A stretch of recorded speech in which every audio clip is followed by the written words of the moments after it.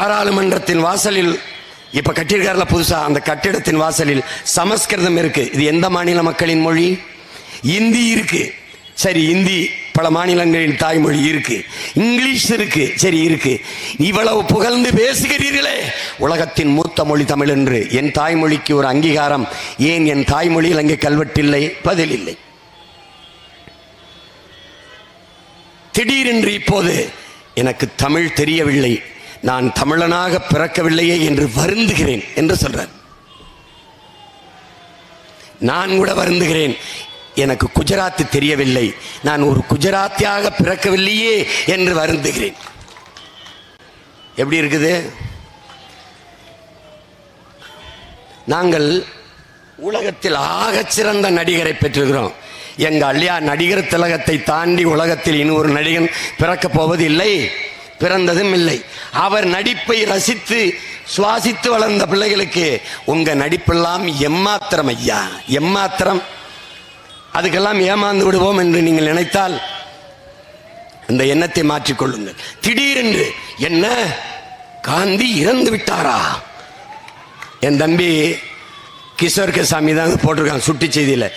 மோடி திடீரென்று கச்சத்தீவை பற்றி பேசுவது என்ன காந்தி இறந்து விட்டாரா என்று கேட்பது போல் இருக்கிறது என்று. அன்பு தமிழ் சொந்தங்களே, என் அருமை உடன் பிறந்தார்களே, ஆழ்ந்து சிந்தியுங்கள். இப்போதான் கனவில் இருந்து விழித்திருக்கிறார்கள். 1974 ஒப்பந்தம் போட்டு 76 கொடுக்கப்பட்ட கச்சத்தீவு இப்போதுதான் அவர்கள் எப்படி ஆட்சியை போட்டு தம்பி அண்ணாமலை அவர்கள் எடுத்து கொடுத்தாராம். இவர் இவ்வளவு நாள் எங்கே போய் படுத்தாராம்?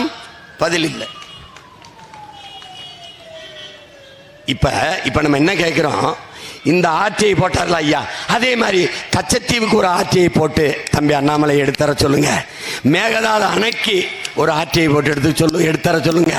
ஈழ படுகொலைக்கு ஒரு ஆட்சியை போட்டு எடுக்க சொல்லுங்க. அப்படி ஐயா குஜராத் கலவரத்தில் ஒரு ஆட்சியை, மணிப்பூர் கலவரத்துக்கு ஒரு ஆட்சியை போட்டு எடுத்தர சொல்லுங்க.